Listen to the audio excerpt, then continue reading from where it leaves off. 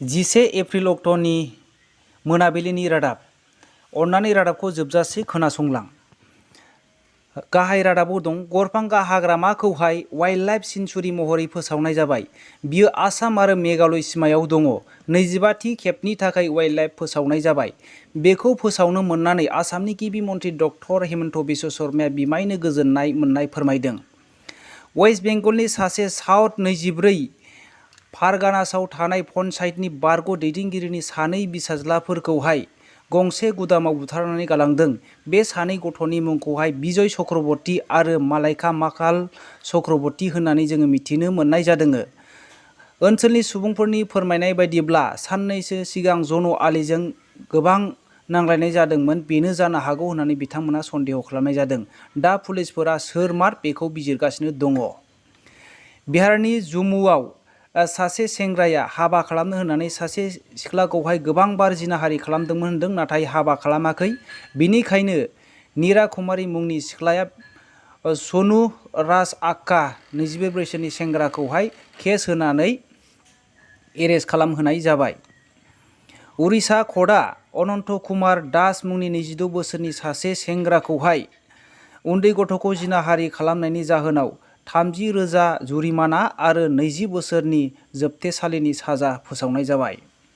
भारत हादरा गुलि आरो हाथियारफोरखौ गुबुन हादरनिफ्राय बांसिनैनो लाबोनाय जायोमोन। बुंनो थाङोब्ला रासियानिफ्रायनो बांसिन लाबोनाय जायोमोन। दा रासिया आरो इउक्रेनजों दावहा नांनायाव गोहोम गोग्लैनो हागौ होननानै बुंदों। बिनिखायनो जोंनि भारत हादरनि रक्षा मन्त्रि राजनाथ सिंहआ गावनि हादरावनो बानायनो थाखाय थि खालामनाय जाबाय आरो बाजेटखौबो थि खालामनानै लाखानाय जाबाय। 21 आरब डलार। प्राइभेट सेक्टर आरो सरकारनो बे बिबानखौ थि खालामखाबाय होननानै बिथाङा सुलुंनि गेजेरजों फोरमायदों। थै डनेसन होनाय हाबाफारिखौ लखिमपुर सिमलागुरियाव लानाय जादों। गरिब सुबुंफोरनो फ्रि होनाय जादों। बे हाबाफारिखौहाय बरबियास आरो हामान बिथांमोनहा दैदेनदों आरो बे एवारनेसआव गोबां सुबुंफोरा लोगो लादों होननानै जोङो मिथिनो मोननाय जादों आरो गोबां थैफोर डनेसनफोरखौहाय कालेक्सन खालामनो हानाय जादों होननानै बिथांमोनहा खौरांनि गेजेरजों फोरमायदों। बाक्सा जिल्लायाव मैया हरखाबै सारअन्थाइ गावनायनि जाहोनावहाय बेलागुरि गामियाव थानाय खाला बर'नि बिसाज्ला अनसुमा बर'आ हरखाबै जिउ गोमानो गोनां जाबाय। आरोबाव मख'बावनो गोनांदि क'क्राझार जिल्लानि गुरफिला ओनसोलनि सिंगिमारि गामियावबो मोनसे कारेन्ट बक्सखौ गावनायनि जाहोनावहाय ट्रेन्सफर्मारखौ गावनायनि जाहोनावहाय बेरफ्रुनानै मोनायावहाय गोबां सुबुंफ्रा गोदाव सोराव जानांगौ जादों आरो आन्दां सान्दां उन्दुनो गोनां जादों होननानै बिथांमोनहा फोरमायहरदों। भबेश कलिताया गावनि बिजेपि दोलोनिफ्राय 7 मावथिफोरखौ दोलोनिफ्राय एर'ननाय जादों। बिसोरो गाज्रि हाबाजों लोब्बा दङमोन होननानै बिथाङा फोरमायदों। बिसिनि मुंखौ जनु दास, सरस्वती चक्रवर्ती, राजुमणि देखा, सान्तना ठाकुरिया आरो रुपाली मुखार्जी होननानै मिथिनो मोननाय जादों। कास्टमारफोरनि थाखाय मोनसे गोजोनथाव खौरां। रावबो एसबिआइआव थाङोब्ला कास्टमारफोरखौ रायनो मोना आरो हेरेसमेन्ट खालामनो मोना। सोरबाया केस जायोब्ला बिनि सायाव एक्सन लानाय जागोन होननानै बिथांमोनहा सुलुङाव फोरमायनाय जादों। नगाव जिल्लानि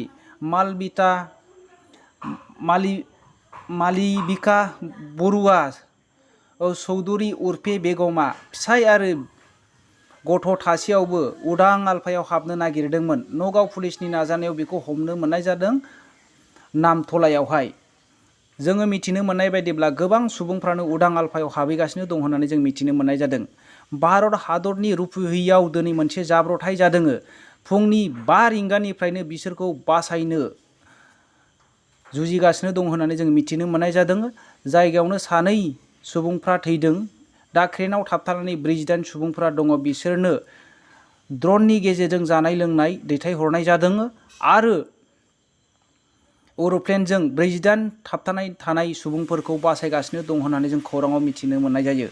क'क्राझार जिल्लायाव गोबांथार बिबांनि हाथियार मोननाय जादों। उल्टापानि हाग्रामायाव अपारेसन खालामनानै एसपि प्रतिम फजाय दुबे आरो एसपि सुरजित सिंह फानेश्वरनि दैदेननायावहाय गंब्रै AK-47 मोननाय जाबाय। MM-16 मोनसे मोननाय जाबाय। स्नेप राइफल गंसे आरो गंसे राइफल मोनबावनाय जादों, 130 गुलिथाम मोननाय जादों होननानै मिथिनो मोननाय जादों। सन्देहआव बियो NLB फोरनि होननानै बिथांमोनहा सन्देह खालामदों। गुवाहाटी 5 मिनिट मैदामावहाय काजल चन्द्र दास मुंनि सासे सुबुंखौ गोदोना हाफ्लंनानै गालांनाय जादों। बियो थांनाय रबिबारावनो गोमानानै दङमोन। बियो रेल बिफानाव हाबा मावोमोन होननानै जों मिथिनो मोननाय जादों। दा बेखौ सोर बुथारनानै गालांदों पुलिसफोरा नायबिजिरगासिनो दङ। बेहा बिमा सासे आरो बिसि सानै गथ' दं होननानै मिथिनो मोननाय जादों। दिनैनि रादाबा एसेनोसै। रादाबखौ जोबनायसिम खोनासंनायनि थाखाय साबायखर। जै बर' हारिनि